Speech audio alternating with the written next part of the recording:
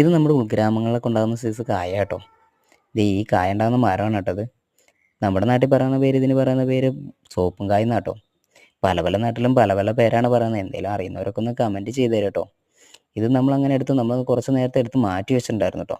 മഴയൊക്കെ പെയ്തുകൊണ്ട് അതിൻ്റെ പശയൊക്കെ ഇളകി പോയിട്ടുണ്ട് കേട്ടോ. എന്തായാലും നമുക്ക് കിട്ടിയതാട്ടെ എന്നും പറഞ്ഞ് നമ്മൾ അങ്ങനെ കുറച്ച് നമുക്ക് കയ്യിലെടുത്ത് നമ്മൾ വെച്ചിട്ടുണ്ട് കേട്ടോ. അത് കഴിഞ്ഞ ശേഷം എന്ത് നമ്മൾ എടുത്തുകൊണ്ട് ഒരു ബക്കറ്റിൽ കൊണ്ടിട്ടുണ്ട്. ഇനി എന്തെങ്കിലും നമ്മൾക്ക് വേണ്ട, നമുക്ക് 2 കപ്പ് വെള്ളം ഒഴിക്കുന്നുണ്ട് കേട്ടോ. അപ്പോൾ തന്നെ 2 കപ്പ് വെള്ളം ഒഴിച്ചപ്പോൾ തന്നെ കുറച്ചൊക്കെ പതഞ്ഞ് വന്നു കേട്ടോ. പത പോകാൻ വേറൊരു കാര്യം കൂടി ഉണ്ട്. മഴ പെയ്തുകൊണ്ട് കുറേ അങ്ങനെ പോയി കിട്ടി കേട്ടോ. അപ്പോൾ എന്തെങ്കിലും നമ്മൾ കിട്ടിയതാട്ടെ എന്നും പറഞ്ഞ് നമ്മൾ എന്തെങ്കിലും കൈവച്ച് നന്നായിട്ട് ഇളക്കി കൊടുത്തിട്ടുണ്ട് കേട്ടോ. ഇളക്കി കൊടുത്ത് ഏകദേശം പതയൊക്കെ നമുക്ക് അത്ര വലിയ കാര്യമായിട്ടൊന്നും നമുക്ക് വന്നിട്ടില്ല. എന്തെങ്കിലും നമുക്ക് പതയാകുന്നോടം വരെ നമ്മൾ ഇളക്കി കൊടുക്കാമെന്ന് പറഞ്ഞ് നമ്മൾ ഉദ്ദേശിച്ച പോലെ ദേ നമുക്ക് പതയൊക്കെ ആയി എന്തെങ്കിലും വരുന്നുണ്ട് കേട്ടോ. അങ്ങനെ നമ്മൾ ഉദ്ദേശിച്ച പോലെ ഇളക്കിയൊക്കെ കൊടുത്തത് പതയൊക്കെ ഏകദേശം ആയിട്ടുണ്ടോ. ഇനിയിപ്പോൾ നമ്മുടെ പരിപാടി എന്താ വെച്ചാൽ നന്നായിട്ടും പതപ്പിച്ച് എടുത്ത് നോക്കി. ഇപ്പം ഏകദേശം നേരത്തെ കുറച്ചും കൂടെ പതയിട്ടോ. അങ്ങനെ നമ്മുടെ പതയൊക്കെ ഏകദേശം ആയത് ഇപ്പം ഇത്രയും പതയായിട്ടുണ്ട് കേട്ടോ.